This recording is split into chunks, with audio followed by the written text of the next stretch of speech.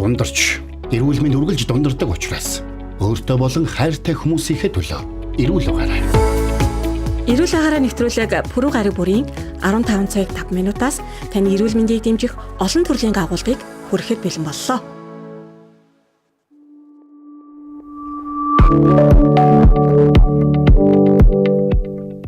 Гэрбүлээ радио 104.5 84.5 телефон дээр бидний хүлээн аван үзэж байгаа үзэгч сонсогч танд яг энэ цаг мөчийн мэндийг хүргэж байна. Ингээ Гэрбүлээ радиогийнхоо 2 дугаар студид 2 дугаар эфирт хөтлөгч гэрэл судлаач Инх Цалман өнөөдрийнхөө нэвтрүүлгийг эхлэхэд бэлэн болсон байна. За өнөөдрийн эрүүл байгаарай, эрүүл амьдралын энгийн зөвлөмжийг хүргэдэг нэвтрүүлэгт маань зочноор хоол зүйч чичин маань хүрэлцээрсэн байна. Яг нэрийг мартчихдаг гинэ. Хоол зүйч хонгорцол им хонгорцол би уг нь аягасаа мэдчихсэн сайн нөгөө энэ юунаас болоод марцчлаа уучлаарай. За тэгээ манай үзэгчид тэгээ сонсогчид яг энэ цаг мөчид бидний 104.5 84.5 суваг дээр сонсохоос гадна үзэх боломжтой Гэрбүлээ радио 104.5 гэд хайлтыг хийх юм бол манай радиогийн пэйж байгаа. Энэ пэйж дээр маань та бас одоо шуударалд дамжуулагдж байгаа лайвтай маань хамтдаа байснараа бидний нэвтрүүлгийг хүлээн авч үзэх боломжтой. За тэгээ нэвтрүүлгээс маань хоол зүйчээс маань бас өнөөдөр эрүүл амьдралын амьдралд одоо нөлөө тэр хоол хүнсний талаар бас яг тэр жорын талаар бас яг тэр зэгцтэй мэдлгүүдийг авнаа гэж найдаж байна. За нэвтрүүлэгт маань бол эрүүл амьдралын хэмнэлийг уриалгах мэрэгчлэтнүүд буюу эмч, нарийн мэрэгжлийн эмч нар, дасгалжуулагч, фитнес, хоол зүйч, коуч нар, за нэмэх нь ялагч нар гэж байгаа. Өөрөөр хэлбэл амьдрал дээрээ өөрийгөө ялан дийлсэн тэдгээр хүмүүс бас яг өргөдөж оролцдог байгаа. За өнөөдрийн дугаарт бол хоол зүйч маань оролцож байгаа. Тэгэхээр хамгийн ихний асуултыг ингэж асуумаар байна л та. Яагаад энэ чиглэл рүү ер нь орсон бэ? Нэгдүгээрт нь яг хоол зүйчээр ингээд бас ажиллаад ингээд ихэлсэн чинь юун тийм сайхан байна вэ? Одоо ингээд сэтгэл хангалуун байгаа зүйлээсээ хувь хүний үднэс ярилцаад эхлэв . За хоол зүйч болохоор миний 3 дахь мэргэжил ахгүй юу? Тий өмнө нь компьютерийн систем хамгааллын инженер байжгаад тэгээ санхүү нэхлэн бодох бүртгэлээр сураад санхүүгийн чиглэлээр ажиллаж ягаад тэгээ ер нь яг ер нь за энэ миний чиглэл ер нь бол дуртай зүйл мэн бол биш байна.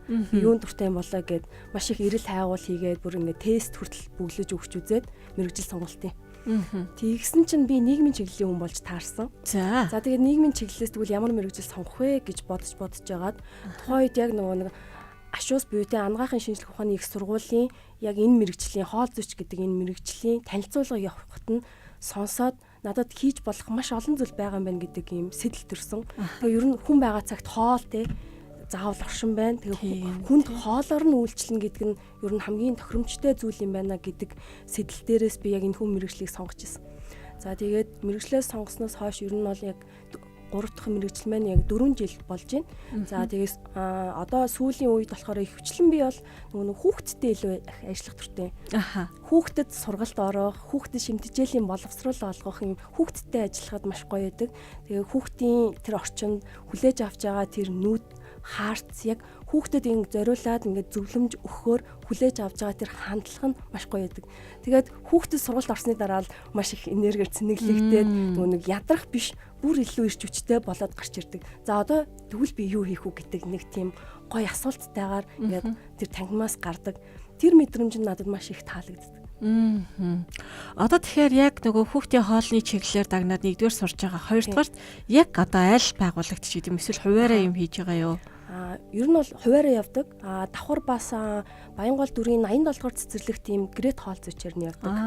Тэгээд энэ тэндээс нөө урилга ирээд сургалт орооч гэх юм бол байгууллага болон 10 жилийн хүүхдүүдтэй ерөнхий боловсролын сургуулиудаар сургалт ордог. За ийм одоо хүндтэй хүн өнөөдөр манай нэвтрүүлгийн хойморноо заларсан байна. Тэгэхээр сонсогч та үзэгч та бас яг зочноос маань яг эрүүл хооллолтын талаар хоол зүйчтэй ер нь тааралдвал юу асууя гэж бодож исэн бэ? Өнөөдөр тань тийм боломж байгаа учраас асуугаад аваарэ гэж бас хэлмээр байна. Бид нар чи ер нь ингээд хоол хүнснийхаа зүйл дээр хит их таргаллаа ч юм уу эсвэл өвдлөө гэхээр л яг үнэндээ анзаардаг. Түүнээс бусад тохиолдолд бол зүгээр л байдаг хүснээ идэж хүснээ ууж ингэж явж идэг. Тэгэхээр зэрэг одоо юу гэдэг энэ дээр яг нэг ийм эрүүл ойлголтыг, хэмээ ойлголтыг яаж өгөх юм бэ? Ингийн үед ч гэсэн хоолн дээр анхаарах нь чухал юм а гэдгийг уриалаач гэвэл та хөвчлөгөө. За яг ялцчгүй нөгөө бидний одоогийн хоолтын хэм маяг маань нөгөө олон жилийн туршид тогтцсон зүйл байгаад байдаг байхгүй юу?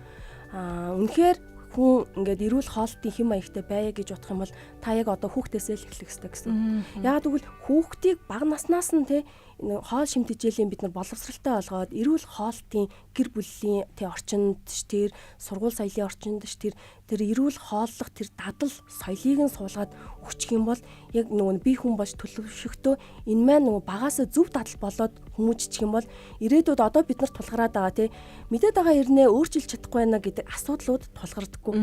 Тэгэхээр нөгөө нэг олон удаагийн нөгөө давтамжтай энэ дадлууд маань буруу одоо зуршил маань хоримтлагдсаар агаад өнөөдрийн бидний буруу хооллолтоос үүдэлтэй өвчлүүд үүсээд те амьдралын чанарт нөлөөлөд байгаа зүйл байгаа учраас үнэхээр та те одоо өөртөө өөрчлөлт хийж чадахгүй үнэхээр хэцүү байгаад ах юм бол үр хүүхдтэд нөлөөлөх ёстой гэсэн. Яг бол үр хүүхдтэй нь ирээдүйд тань шиг юм асуудалтай тулгархгүй тул багаасаа зөв хооллолтын дадал соёл өөрийн гэсэн хоолны зөв хэм маягтай болоод өсчих юм бол ирээдүйд өвчлөл гэдэг зүйл тэр хаяараа ингээд давхар буурнаа л гэсэн.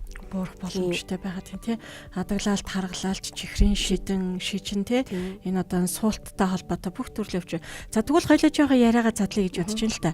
Эрүүл хоолны соёл гэдэг нь шүү дээ. Эрүүл хоолны соёлтой болох энэ маань яг юу хэлээд байна вэ? За яг эрүүл гэдэг үг нь жоохон бас оновчгүй сонголтоо. Илүү их тэнцвэртэй хооллолт гэж ярих юм уу? Тэнцвэртэй хоол. Тэгэхгүй болохоор нөгөө нэг ер нь бол сайн болон муу хүнс гэж байдаггүй гэж авч үздэг байхгүй юу? Яагаад вэ гэх юм бол бид нар мэдээж тодорхой хугацаанд бол амьдралынхаа үе шатад бол те одоо түргэн хоолыг огт идэхгүй байна гэж байхгүй те гадуур хооллно төрөл бүрийн одоо амттан ч юм уу те одоо төрс өдөр боллоо гэхэд ядаж нэг зүсэм ч гэсэн бэлээ идэв шүү те ингээд тэр нөгөө нэг хүнсийг хэрглэж болдог. Гэхдээ бид нар хэрглэж байгаа хэмжээ, давтамж, хизээ ямар хэмжээтэй, ямар давтамжтай хэрглэж байгаа вэ гэдгээс хамаарч тухайн хүнс маань нэг сайн муу гэдэг зүйл рүү харьяалагдах гэдэг. Нийтлэхээрээ бол сайн хүнс гэж байхгүй, муу хүнс гэж байхгүй. Бид нар сайн гээд бас тэгдэгчтэй оливын тосыг нэг аягийг уухгүй ч юм уу. Усыг бас хэтрүүлэн уух юм бол бас те өөрөнд ачаалал үүсгэн, хаван үүсгдэг гэдэг ч юм уу. Аливаа нэг хүнсний хэрэглээ ихтэх эсвэл тутахаас хамаарат өөрчлөлт бий болдог учраас сайн муу гэж ялахгүйгээр тэнцвэртэй гэж яриул илүү тохиромжтой байгаад гэсэн. Тэгэхээр тэнцвэртэй хооллолт нь яг ямар суурьтай байх юм бэ гэх юм бол бид нар яг ер нь ярьдаг те нөгөө нэг үндсэн шимт хичээлийн байц буюу нүүрс ус, уураг, өөх тос те ус эдгээрийгээ яг хоол хүнсэндээ тэнцвэртэйгээр агуулж хэрэглүүлэх тохиромжтой байдаг гэсэн. Тэгэхээр одоо ингээл өглөөний цай гингүүд би ямар нэгэн хүнсийг ч юм уу ямар нэгэн өглөөний жор санал болгохоос илүүтэйгээр та бид бүхэн гэрийнх нь хөрөгчөнд нь те ямар нөөц боломж вэ тэрийг ашиглаад одоо нүүрс ус уурга өөх тусаа агуулсан бүтцтэй байж чадах юм бол тэр эрүүл тэнцвэртэй хүнсэндээ хоолндоо орчноо л гэсэн. Яг зөв. За тэгвэл ийм магадгүй сонсогчд үзэгчд байж болох юм те. Хөрөгч нь бол ингээ хоолнод ингээ байж лээ. Одоо уламжлал цагаан идэ, маах те ингээ сайхан байж байна. Би яг энэ дээр ингээ дутуугаа нөхөөд жишээлбэл өглөөний цай, өдрийн хоол, орой хоолоо одоо жишээлбэл өглөөний цайнд нүүрс ус хэд байх юм, өөх тосны хэд байх юм, уураг хэд байх юм гэдэг ерөнхийн нэг юм тооцоолол байж болох уу өглөө өдөр орой дээр. Яг ийм ерөнхий тооцоолол гаргах хэцүү. Яагаад гэвэл тооцоолол ерөнхийдөө нөгөө тухайн хүний одоо нас, хүүс, биеийн жин, биеийн өндөрт тулгуурлаж тооцоолж гарч ирдэг. Тэгэхээр нөх хүн болгоны биеийн жин, нас, хүүс өндөртэй харилцан ялгаатай байдаг учраас нийтлэхээр тэдгээ илчгээр нөгөө нэг жижигхэн биетэй туранхай хүн байх, өндөр, жоохон махлаг дуур ч юм уу те байх хоёрт ялгаатай тооцоолол гарч ирнэ гэсэн. Тэрний оронд хэмжээ заалгүйгээр ингэж болдог гэсэн. Тэр хэмжээг юугаар дүрсэлж болох юм бэ гэх юм бол бид нарын хоолны тавг байна гэж бодох юм бол те тавгныхаа бид нар одоо те одоо тал дөрөвний нэгт нь уурга агуулад дөрөвний нэгт нь нүүрс усаа агуулад үлдсэн тал нь үлдэн штэ тэн дээр нь аль болох ингээ олон төрлийн өнгөт ногоо ч юм уу те агуулад байх юм бол тэр нөгөө нэг зөв тэнцвэртэй хоолны тав гэж нэрлэдэг гэсэн. Өглөө өдрөөрөө ялгаатай шүү дээ те.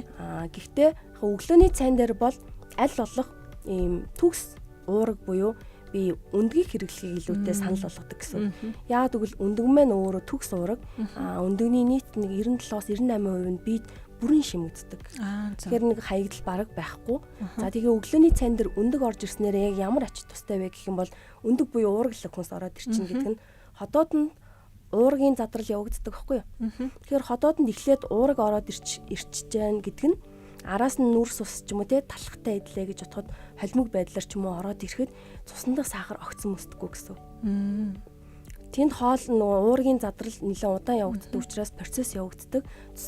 Дан талах ч юм уу борцог ороод ирчих юм бол ходоодонд уургийн задрал давмгаа явагддаг учраас илүүтэйгээр боловсруулалт нь хурдан явагдаад дараачийн шат руу явчихна гэсэн. Тэгэхээр бидний цусны дах сахар огцсон мөсдөг гэсэн.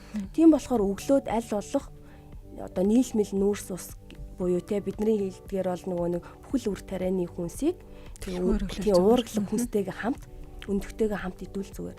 Тэгээд өглөөний цайндаа одоо сүү ч юм уу те сүү хэрэглэхээр сүү мэн өөрөө нүүрс ус уург өөх тосыг цогцоор нь агуулсан маш шимт хичээллэг хүнс байдаг байхгүй юу? Амин дэм эрдэс байцын агуулмж энтертэй. Ингэчгээр өөрөө цогц өглөөний нүүрсэс уураг өөх тос агуулсан өглөөний цай болчдөг гэсэн.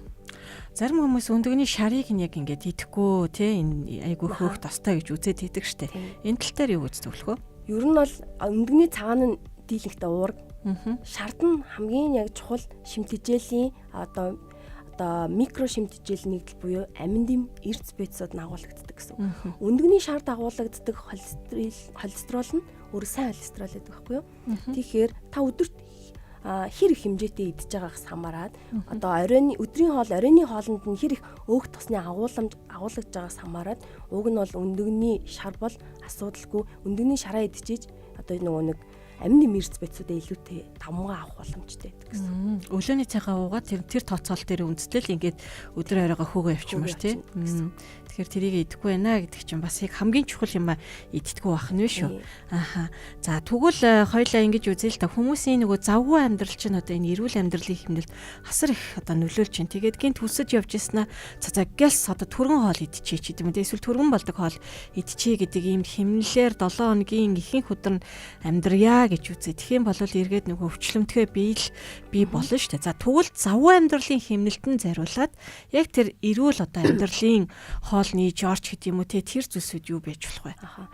Одоо ингэн гэсэн үг. За үнэхээр би завгүй байх юм бол төлөвлөнө гэсэн үг. Аха. 7 хоногийн хоон ч юм уу те энэ амралтынхаа өдрөөр за эх 7 хоногт үнэхээр завгүй хуваартай.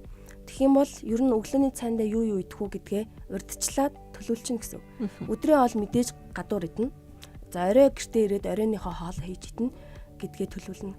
За төлөвлөхдөө яг ямар хоол хийх вэ гэдэг ерөнхий нэг юм гэртээ иддэг те нэгдэг өдөр өглөө одоо өндөгтэй талхаа идлээ өдөр нь гадуур холлоо оройн нь ногоотой шүл ч юм уу хийн тэгээ ингээд нэг ердийн яг иддэг хоолнуудаа чигсаагаа тавьчлаа гэж бодоход бид нар хүнсээ мэдээж яг тэр чигсаалтынхаа дагуу бэлтжиж штэ.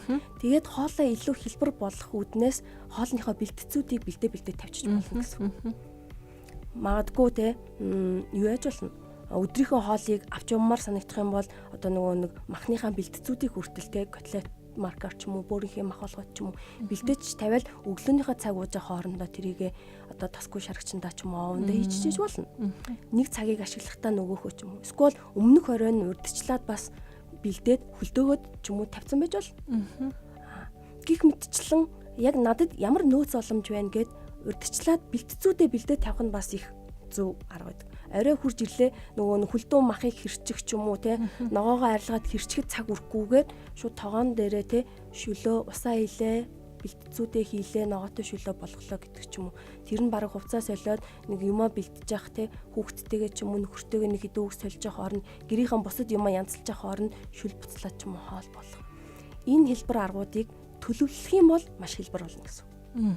Өглөөний цаг ч гэсэн бид нар айгүй их цаг ордог гэж бодоод идэг боловч магадгүй өндөгтэй талах шараад идэхэд 10 минут хүрхүү гэдгийг бид нар бодох хэрэгтэй байхгүй тий. Магадгүй овёсон дээрээ усаа хийгээд овёсоо дэвтэж хооронд нүүр амаа угааж цагт овёс минь дэвтчихдэг ч юм уу.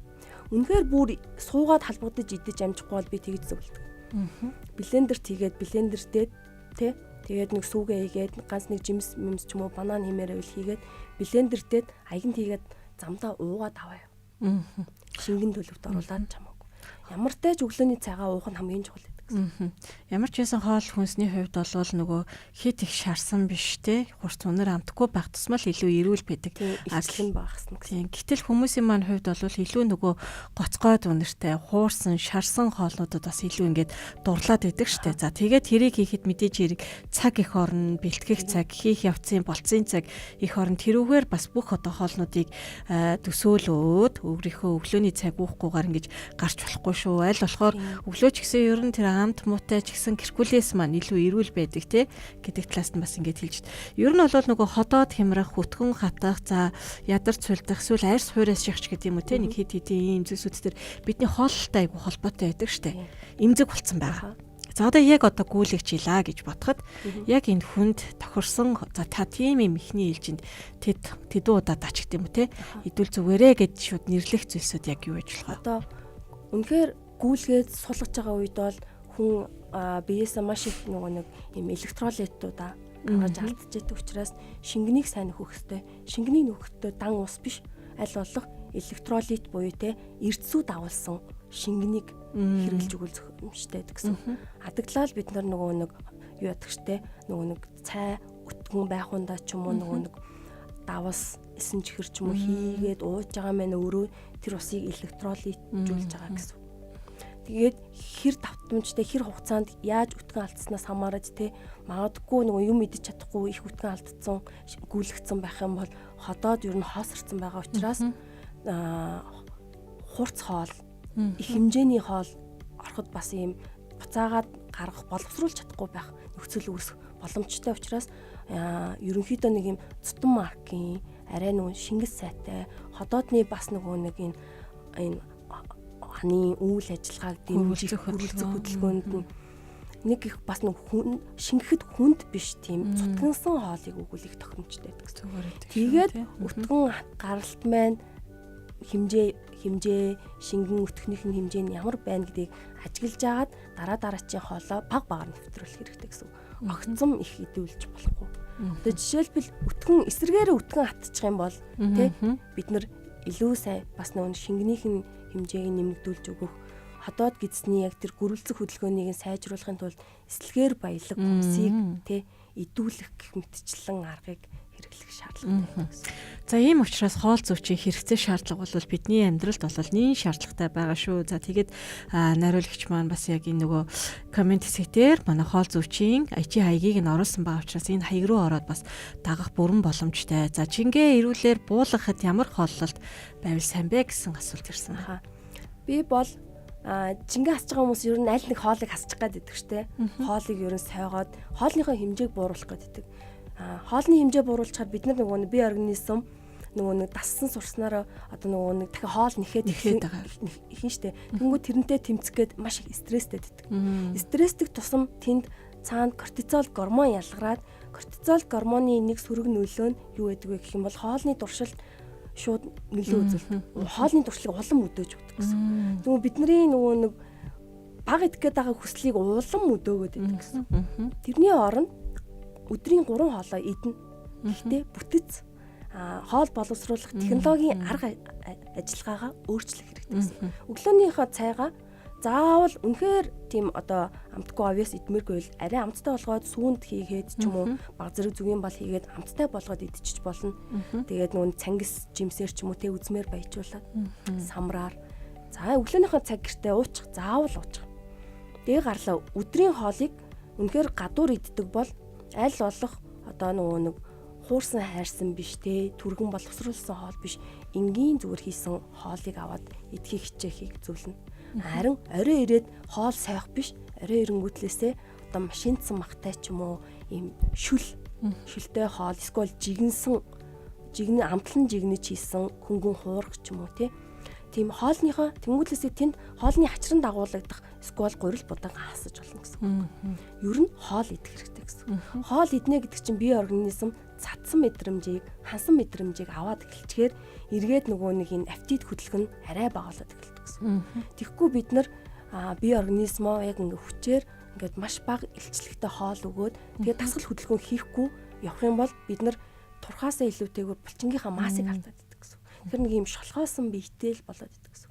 Магадгүй тэрэн дээр дахиад жоохон хөдөлгөөн оруулаад эхлэх юм бол жинхэнэ тэнд өөх шатах процесс нь явагдаад тэгээ хоол маань арай бага илчлэг авч байгаа учраас тий хуурах ажиллагаа багтай нөгөө илчлэг нь арай багасаад хэмжээ нь багасаад ороод ир чинь хөдөлгөөн зарцуул нэмэгдээд эхэлчихээр бид нар нөөцөө мэдээ шатааж эхэлнэ. Тэгээд хүсэж байгаа жиндээ очих боломжтой гэсэн. Тэнгүүд бид нарын дахиад нэг алддаг зүйл нь дасгал дээр юу вэ гэх юм бол алаад өгье гэж хэлээл эхний өдрөө 1 цаг 2 цагаар ч юм уу нөгөө юм мундаг байнгын дасгал хийдэг хүмүүс шиг хэмжээнд хийх гэдэг. Үгүй огт хийдгүйсэн бол өнөөдөр 10 минутаас л эхлэх хэрэгтэй. Дадал болтлоо. Тэгээ маргааш дахиад 10 минут, нөгөөдөр нэг 15 минут гэдэг ч юм уу. Ингээд бид нар нөгөө нэг юм юмыг баг багаар дадал болохгүйгээр огцом хийгээ савлуулад байдаг гэсэн. Нэг өдөр 1 цаг хийцэн чинь бүх болчин маргааш булгарангууд мэдээж маргааш нь ёо за амар өвдөж чинь байли. Ийм асуудал гаргахгүй тулд уг нь багаас нь эхлүүлэх зүгээр байдаг гэсэн. Шууд огцон бас хоолоо сойхгүйгээр тохируулан идүүлэх зүгээр байдаг гэсэн. Тэгэхээр ер нь эрүүл хоолт гэдэг маань өөрөө тэнцвэртэй адил гэж л нэвтрүүлэг эхлүүлсэн шүү дээ тий. Тэр агуулга бас дахиад давтагдж байгаа манай үзэгчид сонсогчид бас анзаарч байгаа ах гэж бодож байна. Хойлоо түрүү нэвтрүүлгийн өмнө ярьжсэн тий. Хоол зүйчт маань ерөнхийдөө нэг 2 хэсэгт ингээд хуваарлагддаг гэж тий. Тэр талаарх ойлголтуудыг бас өгөөл тэгээд ер нь бол ингээд ховчлаад хэрвээ зөвлөгөө авах гэвэл яг аль талбар дээр бас яг зөвлөгөө авах боломжтой байдаг бай. За одоо яг нэг Монгол улсад болохоор ингээд бид ерөнхий ингээд бакалавраараа ч юм уу те хоол зүйч шимтгийжээс 4 жил сурах гэдэг мэргэжлэр аха 4 жил сурна. Яг өмнө нь нөгөө нэг юм бакалавр эзэмшсэн суурьтай хүмүүс одоо сурахтаа болохоор 2.5 жилээр ч юм уу ичнээгээр сурч бас болдог. За ингээд сурсны дараа эмчилгээний эмнэлэг зүйн мэргэжсэн хоол зүйч хүүхдийн мэргэжсэн хоол зүйч гэдэг 2 чиглэлд мэргэших боломжтой гэдэг гэсэн. За эмчилгээ буюу те эмнэлэг зүгээр мэргэжсэн хоол зүйч нар маань илүүтэйгээр эмнэлгийн чиглэлд ажиллах бүрэн боломжтой байдаг гэсэн. Тэгэхээр нөгөө өвчлөлийн үеийн те хоолыг зөвлөнө гэсэн. За хүүхдийн хоол зүгээр мэргэжж байгаа хоол зүйч нар маань болохоор сургууль цэцэрлэгийн хүүхдийн хоолтон дээр илүү ажиллах боломжтой байдаг гэсэн. Одоо манаас нөгөө нэг ерөнхий боловсролын сургуульчин бага ангийн хүүхдүүдэд өдийн хоол өгч байгаа те тэр хоол үйлдвэрлэлийн процессд нь хоол зүйч ажиллах боломжтой, цэцэрлэг дээр бас ажиллах боломжтой гэсэн. За тэгээ яг би хувьдаа болохоор өөрөө яг хүүхдийн мэргэжсэн хоол зүйчээр яг одоо сураад явж байгаа гэсэн. Илүүтэйгээр ийм хүүхдтэй ажиллах сонирхолтой, хүүхд рүү чиглэсэн ийм сургалтыг орох сонирхолтой байдаг учраас хүүхдийн сургууль дээр ч юм уу эсвэл одоо ерөнхий боловсролын сургууль дээр бүлгээр нь ч юм уу сургалт авах сонирхолтой байх юм бол надад хандаж болно л гэсэн. Давхар бас нөгөө нэг өөрөө спортоор хичээллэх сонирхолтой байдаг. Гүйдэг, дуундаг гэд сая бас марафонд гүйгээд хийдэг байсан бэ? 21 км хагас марафонд зайд гүйсэн. Тэгээ яг насныхаа ангиллал 57-аад орж ирсэн. Анхны удаа 21 км-т гүйж үтсэн. Тэгээ нөгөө дуудлон гэдэг спортоор хичээлдэг байхгүй гүйгээд дуунаад гүйдэг хоёр төрөлт байдаг. За тэгээд ерөнхийдөө яг нөгөө спортод бас сонирхолтой. Учираас яг нөгөө өөрийнхөө ингээд нөгөө нэг юм туршлага дээрээ үндэслээд тодорхой хэмжээнд бол яг спортын хоолцсон зөвлөгөөг өгч бол өгөх боломжтой багтаа тий. Одоо хоёул хүүхэд гэхээр яг хідээс хідэн насныхны хоолтон дээр ажиллаж гин гэсэн үг байна. Цэцэрлэг учраас нөгөө сургуулийн өмнөх боловсрол буюу тий 2-оос 5 нас 6 нас хүрээд сургуульд орчих. За тэгвэл энэ насныхны хоолтын яг гол онцлог нь эсвэл хоолны агуулмжийнх нь одоо тий нүүрс ус гэж үздэг юм уу? Тэр талаас нь ингээд яриул насанд хүрсэн хүнийхээс арай өөр байх болов уу гэж бас бодод л байна л та. Энэ насны хүүхдүүдийн онцлогч нь бас нөгөө нэг наснаас 2-оос 3 нас, 4-оос 5 нас гээд ингээ ангилагдаж явдаг. За тэнгуүлээсээ цэцэрлэг дээр бол хүүхэд хоногт авах ёстой нийт илчлэг шимт ижлийнхаа 80% нь авдаг. Үлцэн 20% нь гэртээ хараад оройныхоо хоолоор авдаг гэсэн. Тэгэхээр өглөөний цай, багууд, өдрийн хоол, их үдийн цаг цэцэрлэг дээрээ бүрэн хүүхэд маань авдаг гэсэн. Хоног шаардлагатай нийт илчлэг шимт ижлийнхаа 80% авдаг. За тэгэнгүүт мэдээж наснаас хамаарат ялгаатай учраас яг юм тогтцсон яг ер нь бол тоон хэмжээнүүд байдаг гэсэн. Одоо 2 настай хүүхэд хоногт ийм калориар илчлэгийг авна. Бүр эрэгтэй эмэгтэй гэх хүүсээрээ хүртэл ялгаатай байдаг гэсэн. За тэгвэл энэ насны хүүхдүүдийн онцлог гэх юм бол яг нөгөө нэг юм тухайн хүүхэд маань бас яг нөгөө хөгжлийн процесс явагдаж байгаатайгаа уялдаад бас нөгөө чадамжууд нь ялгаатай байдаг гэсэн. 2 насныхан бол бас учиргүй цэвэрхэн идэж уухгүй тэгээд халбасаар явж идэн жоохон асуцдах нь би дааж эхэлж байгаа. Тэгэхэд бол нөгөө нэг баг бүлгийнхэн бол би дааж байгаа бол одоо бэлтгэл бүлгийнхэн бол 5 настай хүүхдүүд бол сургуульд орох гэж байгаа учраас арай өөр төвшөнд иддэг болцсон гэдэг гэсэн. Тэгэхээр бас эдгээр насны нөгөө насных нь хөгжлийн онцлогоос нь хамаарч хүүхдэд хоолыг яаж таниулах вэ гэдгээ тооцоолох хэрэгтэй гэсэн. Одоо ингээ 3 настай хүүхэд ингээ баримлын шавраар чөлөөтэй бүтээл хийдэг тий. Яг тэр онцлог дээр нь тулгуурлаад бид нар бага насны хүүхэд бас нөгөө нэг юм ойр тойрныхоо хүндээ туслах сонирхол өндөртэй байдаг гэсэн. Гэр бүлийнхэндээ, найз нөхдөдтэй. Тийм болохоор жоохон хэцүү удаан хийжсэн ч хамаагүй бид нар хоол хийх ажиллагаанд татан оролцуулах хэрэгтэй гэсэн. Тэгээд нэг гамбанц тий гурил тавиулаад илдүүлдэг ч юм уу тий өөрөөр нь өөрийг нь оролцуулах. За арай нөгөө нэг юм арилгаж чаддаг ч юм уу баг ингээ хэрчиж чаддаг болсон хүүхдүүдэд нь нэг яг тохирсон ногоогийн ч юм уу эсвэл бол мандрин ч юм уу нэг юм хальсалдаг ногоо могоо жимсийг хаслуулах эсвэл навчит ногоог угаалгах гэдэг ч юм уу насных нь нөгөө чадамжных нь онцлогтон тохируулаад энэ хоолтой холбоотой үйлийг хийлгээд ахаар хүүхэд хоолнд маш их дур сонирхолтой болдог гэсэн. Тэгээ ялангуяа хүнсний ногоотой их харьцуулаад эхэлчихээр нөгөө нэг сүүлийн үед хүмүүс манай хүүхэд ногоо иддэггүй гэдэг нэг асуудлууд их яригдээд байдаг шүү дээ. Тэр асуудал багасна гэсэн. Яагаад гэвэл хүүхэд танин мэдэх процессыг хүнстэй харьцаж үзээгүй тэр зүйлээ шин зүйлийг хүлээж авахгүй байгаа байхгүй. Тэгэхээр аль болох хүүхдийг танин мэдүүлэх процессд нь оруулаад хүнсээ сонгохдоо ер нь бол эцэг эхчүүд маань баг өөрсдөө л ажиллаад хараад хүнсээ сонгож өрөөд ирдэг шүү дээ. Амралтынхаа өдөр хүнсээ сонгохдоо хүүхдэд дагуулад хүнсний завхараад ийм ногоо байна. Алийг ах уу яах уу ийхүү гэд гарын хүргээд олон өнгийн олон нэр төрлийн ногоо байдаг гэдгийг танилцуулах хэрэгтэй. Тэгжээж тухайн хүүхэд маань хүнсний ногоон туртай болох ч юм уу тэр чих хандлага нь сайжирдаг гэсэн. За бидний өгж байгаа бас яг энэ эрүүл амьдралын энгийн хэмнэл зөвлөж байгаа энэ зөвлөмжүүд маань бас үзэгч хийгээ сонсогчд маань бас их чухал хэрэгцээтэй байгаа баха гэж бодож байна. Ер нь яг нэгээс ч гэлтгүй ер нь бага насны хүүхдүүдийн хооллолт хэмжээ өглөөний цай, өдрийн хоол, оройн хоол, завсар дундын хоолууд гэдээ бас байж байгаа шүү дээ. Хүүхэд маань өсчин гэж боддог маш их хийж аваад байдаг. Тэгээд байнга л хойноос нь ингээл хоол хүнс барай явж идэг. Яг одоо нөгөө авах тэр илчлэг гэхөө тэр хэмжээг нь хэлвэл яг уу ийм юм бэлээ. Одоо хүүхэд ер нь бол төрөлхийн өөрийнхөө илчлэгийг зохицуулах ийм чадамжтай юм байна л. Тэр хүүхэд идчихэл болчих юм бол яг өөрийнхөө цацсан гэдгээ мэдрээд ингээд бэлдсэн байна.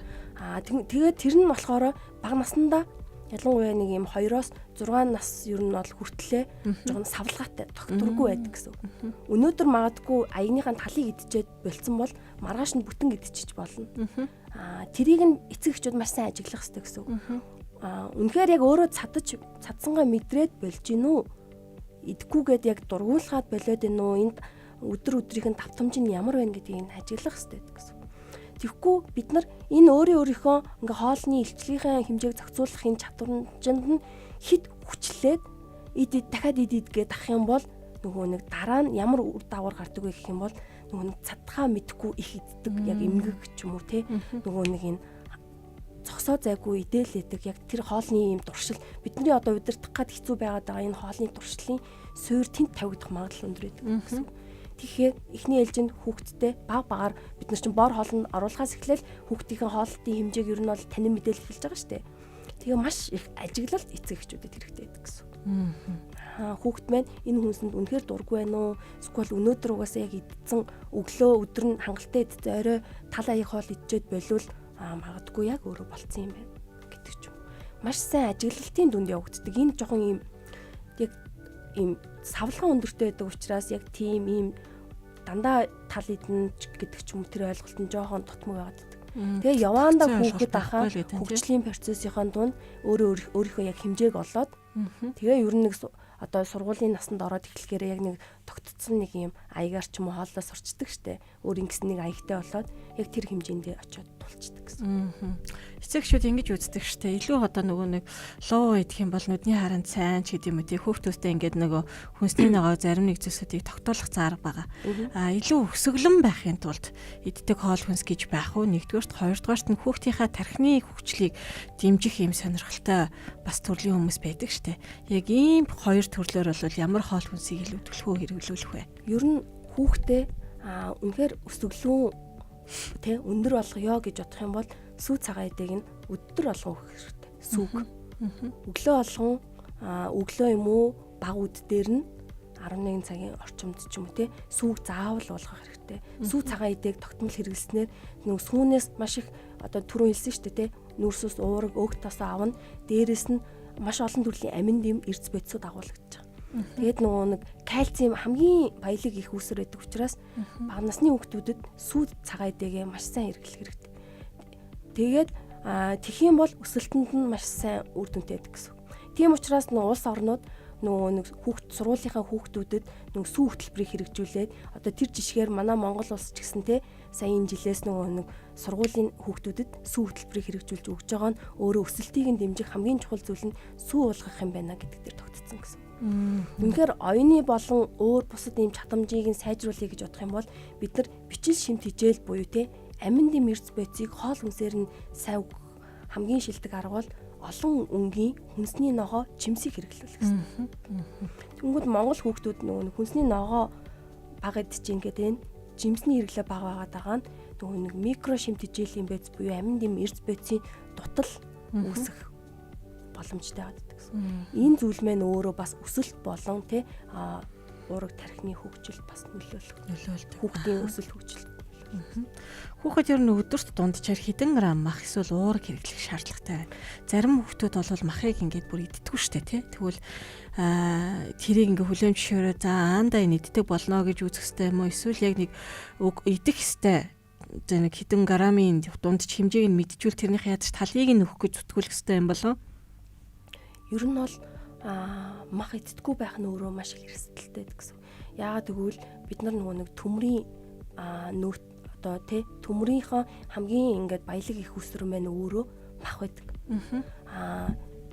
Одоо жишээлбэл мах идэхгүй байгаад байлаа гэхээр төмөр дутлын одоо цус багталттай болох төмрийн дутагдaltaй болох эрсдэлтэй байждаг гэсэн. Тэгэхээр яалтчгүй бид нар яагаад нөгөө нэг хүүхдийг бор хоолнд заавал 6 сартаагаас нь оруулаач гэд те бүр дэлхийн эрүүл мэндийн байгууллага хүртэл те 6 сартаагаас нь ингээд хүүхдийг бор хоолнд оруулаач гэдэг зөвлөмжийг өгөөд идэг вэ гэх юм бол хүүхдийн одоо биед байгаа төмрийн нөөц нь 6 сар хүртэл ингээд ихээс төрөөд биед нь байгаа төмрийн нөөц нь 6 сар хүртэл ингээд тухайн хүүхдийн нөөцийг хангах боломжтой гэдэг гэсэн. Тэрнээс цааш заавал бид нар нэмэлтээр авах хэрэгтэй гэдэг зүйл нь мах буюу гор хоолнд оруулах тухай байдаг гэсэн. Тэгэхээр яалтчгүй үнэхээр өсвөр насны те ингээ биеийн хөгжлийн процесс ингээ маш хурдтай явагдаж байгаа хүүхдүүд бол заавал махан хоолыг идэх хэрэгтэй гэсэн. Уургалаг хүнсээ махнаасаа болон ургамлын болон ингээ амьтны гаралтай уургийн их үсрийг авах хэрэгтэй. Мал одоо амьтны гаралтай их үсэр буюу уураг те махнаас маш олон ийм эрдэсүүдээ те хамгийн чухал нь одоо төмрийг жишээлбэл авах хэрэгтэй гэсэн. Тэгээ өсвөр насны одоо охтуудад ингээд те одоо нөгөө нэг сарын тэмдэг ирэх гээд энэ мэтчлэн үед мах идэхгүй те махан дурггүй мах идэхгүй гэд эхлэх юм бол бүр их те цус багталтай төмөр дутлын цус багталтай болох эрсдлүүд нь илүү нэмэгдэж эхэлдэг гэсэн. Тэгэхээр эцэг эхчүүд хүүхдтэй багаас нь хоолнд туртай болгохын тулд эцэг эхчүүдээс маш их авьяас шаардна. Олон төрлийн хүнсний ногоог танилцуулна, олон хэлбэрт оруулж өгч үзнэ. Тэгээд нэг зүйлийг анхаарах хэрэгтэй гэсэн. Нэг хүнсийг танилцуулаад бид нар 1-2 удаагийн оролдлого хийгээд манай хүүхэд дургуун байна гэж хайчиж болтгоо гэсэн. Маш олон удаа бүр дор хаяж 8-аас 10 удаагийн оролдлого хийх хэрэгтэй гэсэн. Бүтцийг нь тэнд өөрчлөн, өөр юмтай хойлно, хэлбэр дүрсийг өөрчлөн гэдэг одоо шилтэй хоолнд хийж үзнэ, хуурганд хийж үзнэ гэдэг олон янзаар нэвтрүүлж ээж үнэхээр дуртай байна уу, дургүй байна уу гэдгийг нь тодорхойлж гаргаж ирэх хэрэгтэй. За тэгэхээр энэ их чухал байх нэ. Манай эцэгчүүд бас яг энэ дээр анхаараарэ гэж бас дахин хэлмээр нь. Түрүүн хоёулаа хүүхэд одоо нөгөө 6 сартаагаас холлох талаар Дэлхийн эрүүл мэндийн байгууллагаас ч гэсэн зөвлөдгөө гэдгийг ярьсан тий. Зарим эцэгчүүдийн хувьд ялангуяа ээжүүдийн хувьд хөхнийхөө сүгээр ингээд удаан хугацаанд хооллох хүсэлтэй байдаг. Тэгээ энээс болоод хүүхэд нөгөө цадцсан учраас нэмэлт хоол хүнсээ ингээд идэх хүлээж ав тий. Орсон ч гэсэн тэрний туршилтай байх тохиолдлууд нь ингээд багасаа зөвхөн ингээд тий хөхнийхөө сүгээр ингээд амьдрах ийм хүсэлтэй байгаад идэг л та. Тэгэхээр яг энэ дээр ямар үзэл бодолтой байдг вэ? Хөхний сүү Хүүхэд 6 сар хүртлээ гэхэд үнэхээр одоо юу гэдгийг тэр 2 нас хүртэл эсвэл 5 нас хүртэл хөхүүл хэмжээний амин дэм хүүхдийг 2-5 нас хүртэл одоо тий байдгийм үү? Эсвэл 6 сартаагаас нэхлээд үнэхээр бүрэн итгээд дэлхийн эрүүл мэндийн байгууллагт хүртэл итгээд хөхнийх нь одоо тий энд хөхнөөс нь ингээд татгалзуулах нь зөв байд юм уу? Энэ дээр яг нэг тодорхой ойлголт ингэл гэсэн үг. Хүүхэд маань 6 сар хүртлээ бол ялцчгүй ихийнхэн тий сүүгээр хөөсгөстэй тэгжээж яг одоо хүүхдэд шаардлагатай шимтгийлийн бодисны хөхний сүгээрээ хангагдж идэг. 6 сартаагаас гарч ирдэг нэг зүйл нь тухайн хүүхдийн нөгөө нэг нөөцлөгдсөн төмрийн нөөцөнд дуусч идэг учраас ялцчгүй бор хоолнд оруулах ёстой. Бор хоолнд оруулангаа тодорхой хугацаанд хөхний сүгээ хамт хөхүүлж болно. Гэхдээ тэр нь тэр хооллолтын хэдэн байх хэвээр вэ?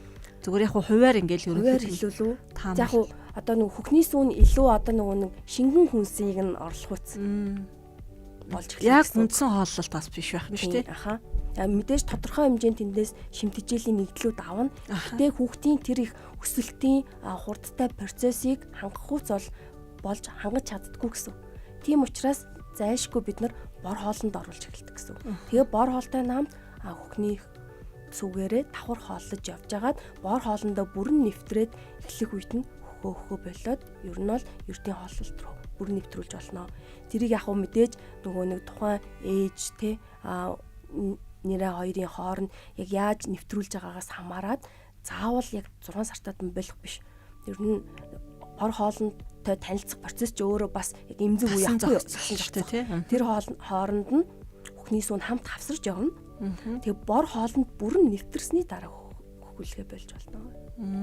Тэр нь тэр хүүхдээс хамаарат өөр харилцаа адилгүй. Зарим хүмүүс бол нөгөө нэг ажил амьдралын онцлогоос шалтгаалаад те ойтод нь гаргаж болдог бол зарим нь хоёроо хүргээд гаргадаг ч юм уу. Яг тэр нөхцөл нь бол хүн хүний хувьд бол харилцан ялгаатай аль байдаг гэсэн. За нэвтрүүлэг маань дуусгаад нэг 2 минутын хугацаа болсон байна. Энэ хугацаанд бол яг сүүний талаар нэг асуулт асуумаар байна. Хоол зүйчнэр маань нөгөө сүүний агуулмж за ер нь бараа бүтээгдэхүүний нөгөө юуг болвол ингээд уншаа сурсан байгаад шүү дээ. Тэр утгасаа шууд шипи авчмаар байгаа байхгүй. Ер нь олон сүүнүүд нөгөө хуурай сүний одоо тий орч найрлагатай гээд яг гой цэвэр Монгол одоо ийм сүүгээр одоо сүүгээрээ савлагдсан сүү яг аль үйлдвэрийн сүү байна вэ? Үгүй. Ийм хуурай сүү гэдэг ойлголт нь манайханд жоохон бас буруу төрсөн ойлголт байгаа. Сүүг өөрөө одоо үнэний сүүг тэ мал аж ахуйгаас нь аваад үйлдвэр дээрээ авчираад тэр сүү чи өөрөө эмзэг бүтээгдэхүүн учраас яг тодорхой хэсгийг нь ол шууд ариутгаад савлаад одоо хэрэглэгчдийн гарт хүргэж байгаа. Яг одоо юугаар органикаар гэсэн үг шүү дээ. За. Тэгэнгүүт л чин тэр сүүний хадгалсан хугацаа нэг 14 хоног гэдэг шүү дээ.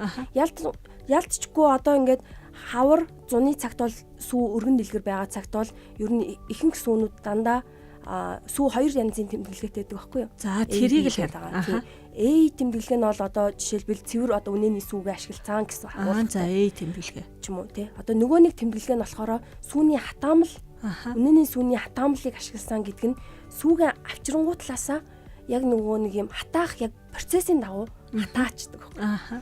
Тэгчгээр нөгөө нэг сүү маань гашлах ч юм уу тэр процесс байхгүй учраас хадгалалт арай даагаад хэлнэ тэр сүүгээ ашигласан байдаг. За тэрний тэмдэглэг нь яг A B гэдэг нэг 2 янзаар лав англи ямар ч нэмэлт тэмдэглэлтэй юм байгаа юм байна. Тэр нэг үнэний сүү гэчээд үнэний сүүний хатаамал гэдэг хоёр дээр нөгөө орс найрлагын дээр нь ingredient A B гэж 2 хувилбар байдаг ш санагдаад байна. Ялгаатай. Тэр хатаасан сүү гэдэг нь болохоор хуурай сүү ч юм уу тийм сүү гэсэн ойлголт биш. Сүүгээ мал аж ахуйгаас тийм ачтаас авсан сүүгээ яг тэр чин технологийн дагуу хатаад процесс хийгдэж байгаа гэсэн. Хатаацсан тэр сүүгээ ашигласан орцтой шүү. Ингээд өвөл ч юм уу ингээд намар хаврын ихэнд ч юм уу гарч байгаа сүүнүүд дээр яг заримдаа яг тэр тэмдэглэгээтэй байх нь илбэг. За ойлголаа гэсэн. За ингээд өнөөдрийн эрүүл байгаараа нэвтрүүлэг маань энэ түрээд өндөрлөгт гсэн байна. Цаг маань маш хурдан явсан байна. Тэгээд бидний нэвтрүүлгээс бас хэрэгтэй олон зөвлөмжийг та лайв эхнээс нь үзэх юм бол авах боломжтой. Хоол зүйч хонгор цол маань өргөдөн хүрэлцэн ирж оролцлоо. Тэгээд цаг зав гаргаад бидний нэвтрүүлэгт хүрэлцэн ирсэн танд маш их баярлалаа. Ажилтны амжилт хүсье. За баярлалаа. Та бүхэндээ ч гэсэн ажлын өндөр их амжилт хүсье. Сонсогч та эрүүл байгаарай. Тэгээд эрүүл байна гэдэг бол бидний сонголт биш, хариуцлага юм шүү. Дараагийн нэвтрүүлгээр эргээд уулзцгаая. Түр баяртай. Баяртай.